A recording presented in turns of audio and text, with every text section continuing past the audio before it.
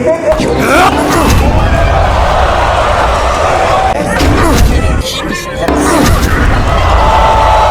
niyong sundan, huwag magpapahuli. Pag-usapan ni bakbakan. Sa pagbagsak ng ating mga nangungunang boksingero sa kamay ng mga Japanese boxer,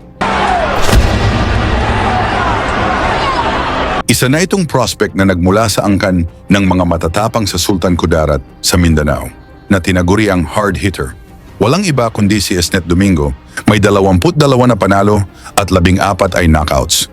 Maaga pa lang nahasa na sa boxing itong si Domingo dahil mismong tiyuhin niya ang nagturo sa kanya, ang dating champion na si Michael Domingo na may 42 panalo sa kanyang karera, kaya hindi nakapagtataka kung bakit malakas, matapang at matigas ang loob ng batang ito. At mga tol, hindi lang basta-basta ang pinakita ni Domingo sa kanyang mga laban sa Japan. 2 sunod na hapon ang pinatulog ng ating kababayan sa mismong teritoryo nila. Unang laban ay nakaharap ni Domingo sa Korakuen Hall sa Tokyo, ang undefeated at future world champion ng Japan na si Yuki Alimura, kung sa pinabagsak ito ng Pinoy sa round 6.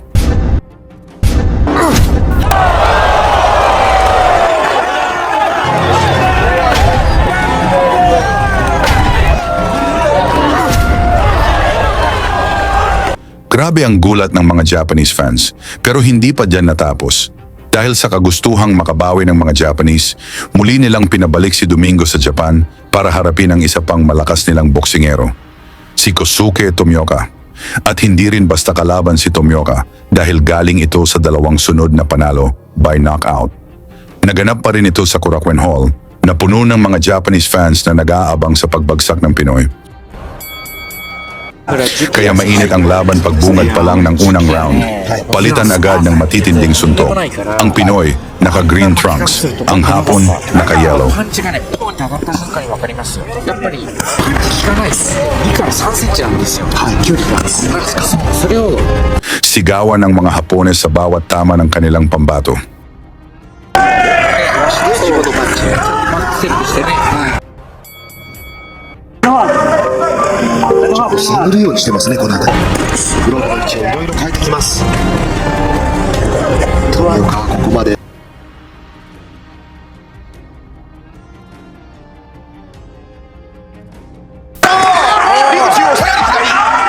気に火をつけましたね。そうですね、これはいいですね。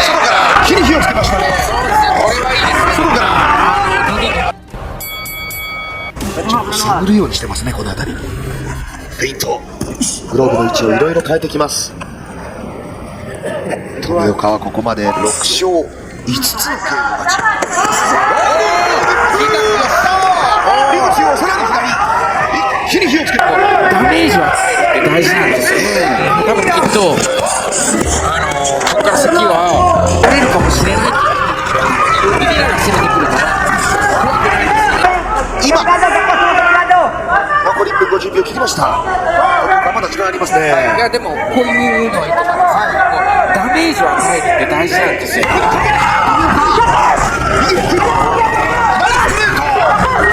クリンチもさせない。富岡ここですね。一気に背からどう動いていくのか富岡。第3左のストレート合わせていきます。一口にストレートといっても富岡のこんなところからですね。ですね。距離を。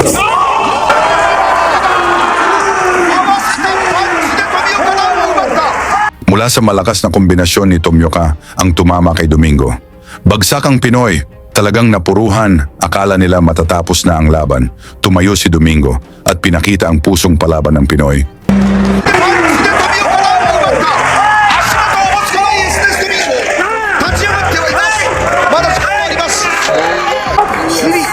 Muling umatake si Tomioka para tapusin na ang laban. そうですね。大切なここから今日富岡の動きが持っています。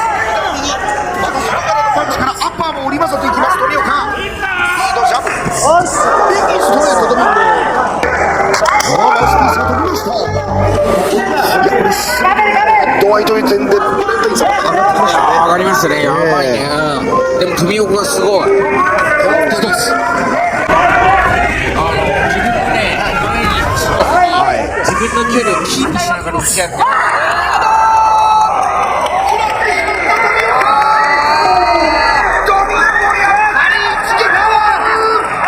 Mula sa isang kanang bomba ni Domingo, bagsak si Tomioka, nakatayo pa pero halatang durog na.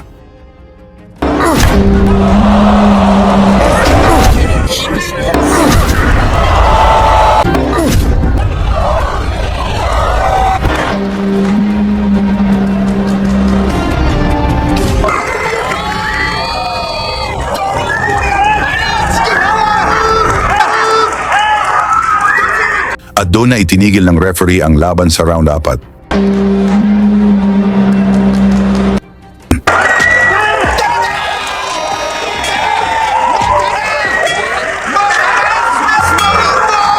Panalo ang ating kababayan via knockout. Ano ang masasabi niyo sa puso ng Pinoy? Sa inyong palagay, may pag-asa kayang mag-world champion itong si Domingo? Pag-usapan na lang natin yan sa baba. Lagi niyong sundan, huwag magpapahuli.